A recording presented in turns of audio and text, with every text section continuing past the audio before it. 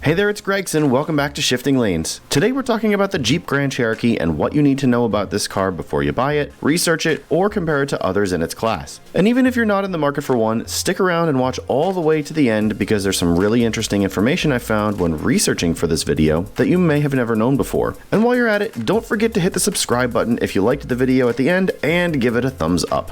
In this video, we'll be going over what to look for on the Grand Cherokee. Things like what's new for 2021 versus the 2020 model year, common issues, any major service bulletins on the car, any major recalls, and overall reliability ratings. I'll also talk about what to expect for 2022 as the line is getting a full makeover that you'll see on the 2021 L version. We here at Shifting Lanes have driven the Grand Cherokee many times before, including a 2017 Summit Edition, the 2018 Trackhawk, and the 2019 Trackhawk. Given that, I can come into this video confident that we will give you an accurate representation of this stalwart SUV. And if you're here for the Grand Cherokee, we make tons of videos at Shifting Lanes like new car reviews, other what to know videos, and consumer advice recommendations. If you'd like to see any of those, check the description below for playlists of everything we do, or click the card above for a hand-picked video for you. Now, let's get into all of the details of the 2021 Jeep Grand Cherokee. If you live in the US, there's a good chance you can walk out your door, drive to the store, get a few items, come home, and on your trip you'll see a Grand Cherokee from some generation or model year. In 2020, Jeep sold 209,786 units, cementing it as a top 15 seller in the US market. Jeep's Grand Cherokee sales have been incredibly consistent over the years, so expect to keep seeing them on the road for many years to come. If you look up and down the lineup, the Grand Cherokee can pretty much do whatever you want it to. It can be a family hauler, an off-roader, a drag strip beast, or a comfortable cruiser. It's a seriously versatile vehicle and one that Jeep obviously sells a ton of. However, as you'll see in a few moments, the Grand Cherokee is going to be a much more luxurious offering come 2021 and 2022. In the past, the Grand Cherokee was the most luxurious option in the Jeep lineup, but it was never on the same level as other luxury SUV offerings from Cadillac, Lincoln, Range Rover, and others. Jeep will now have the Grand Wagoneer in an attempt to wade into that realm. So where does that leave the Grand Cherokee exactly? Well, the GC will get a full redesign that will be Grand Wagoneer-esque, which is sort of previewed on the Grand Cherokee L trim for 2021. This should move the whole model line up class a bit overall come 2022. The odd thing is that 2021 will be a transition year, and you can still buy a regular non-L Grand Cherokee in the outgoing design. With that said, what exactly is new for 2021? The L version comes on board as a 3-row option as previously mentioned. The 2-row option is where the old design still comes in, but this will be phased out completely come 2022. The 2-row and 3-row versions will all have the same tech and luxury upgrades in 2022. On the older 2-row version, this is where you can still get the fun or cool stuff like the Trailhawk trim for those wanting a more off-road ready SUV, or the SRT/Trackhawk for those wanting to hit the drag strip or track more often. Not that you'd be doing that in an SUV, but you still have that option. We're not sure at the time of making this video whether the new design will have the Trailhawk or Trackhawk trims in the future, but keep an eye out for them. The L is now the more luxurious version that will have some better offerings like a 10.1-inch infotainment display for Jeep's new Uconnect 5 system, a Macintosh sound system on certain trims, a much more upscale and modern interior design, more cargo room with the 3rd row stowed away, and better overall quality interior materials. Pricing on the L has just been announced, with it starting at $38,690 for the Laredo trim and going up to over $66,985 for the top of the line Summit Reserve trim. Expect the L to hit showroom floors sometime in spring of 2021. For the 2-row version, you can start at a Laredo E trim with a 293 horsepower V6 for $34,395 and go all the way up to the Trackhawk with a 707 horsepower V8, which will set you back a minimum of $88,115. The engine in the Trackhawk is, of course, the Hellcat engine carried over from sister company Dodge. Towing is impressive on any GC with 6,200 pounds for V6 models and 7,200 pounds with the V8. If you've made the decision to purchase a Grand Cherokee, the rest of this information should help you make an informed decision about the car itself. This isn't a video on how to negotiate pricing, but after this you should be armed with a bit more knowledge on potential trouble areas, which may help in many different purchase-related scenarios. If you're shopping for a new one or already own a new one, these issues may not translate to your experience. If you're looking to buy used, this information could be extremely helpful. First, let's talk about some common common issues. CarComplaints.com has the top 3 trouble areas on the Grand Cherokee as TIPM going bad, engine won't start or hard to start on the 2011 Grand Cherokee with an average cost to fix of $1,100 and an average mileage of 51,000 miles. Next is electronic shifting unreliable for the 2015 Grand Cherokee with an average cost to fix of a massive $7,500 at an average mileage of 12,000 miles. And lastly, leather dashboard is bubbling/wrinkling up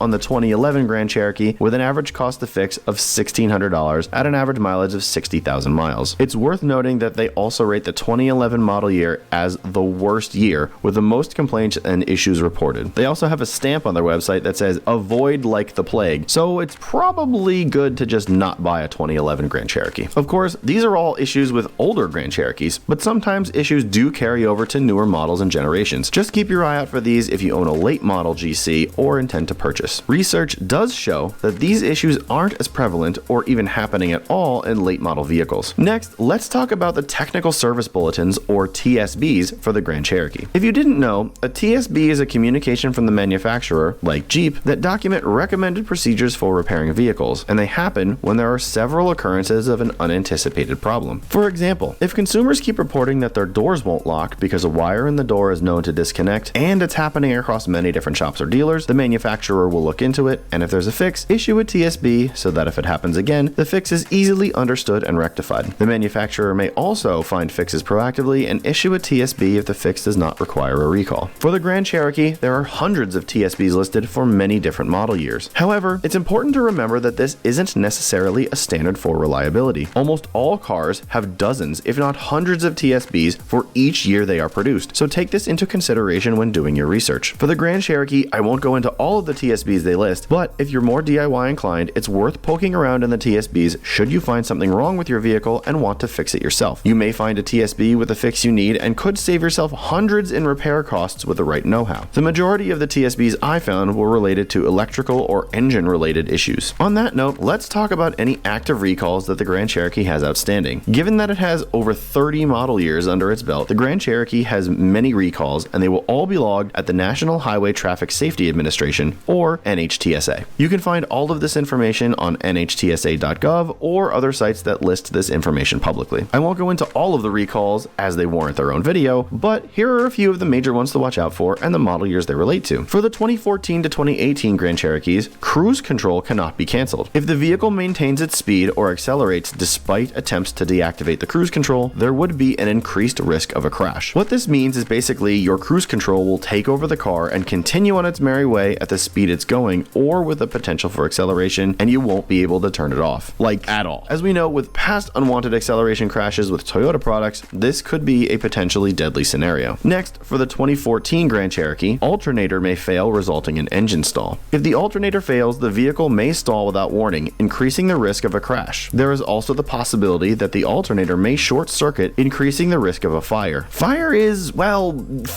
bad in cars, unless that fire is controlled explosions in the engine to make cars go fast. Then fire is good. Fire is very good. Alternator fires, not so much. And finally, for the 2014 through 2019 Jeep Grand Cherokee vehicles equipped with the 3-liter Eco Diesel, EGR cooler may crack internally. This means that the exhaust gas recirculation, or EGR, cooler may crack and allow preheated vaporized coolant to enter the EGR system. This mixture may combust inside the intake manifold. Currently, the 2020 and 2021 model years actually only have one active recall between the two of them. We can also chalk that up to the GC being refined within this generation to the point where Jeep sort of has all of the kinks of the SUV worked out and has it very dialed in overall. It's worth noting that for the modern generations, the 2014 model year has 17 recalls on it. That is an abnormally high amount for a single model year. So be sure that if you're looking at purchasing that year of the GC, all of the recall work has been done. It's our recommendation to avoid both the 2011 and 2014 models altogether if you can. This leads me to my final point on the Grand Cherokee, overall reliability. And as you can see by the information I've put forward, it's sort of all over the place. Older models, along with the 2011 and 2014 model years, are pretty much a crapshoot. You may get a good one, but odds are you won't. However, the 2020 and 2021 versions seem to have minimal issues and should be considered if you can swing it. The jury is out on the new L version, and for the 2022 model year, the whole lineup will get revamped, which almost always brings about new issues. Also, Consumer Reports has the outgoing Grand Cherokee as above average with a solid road test score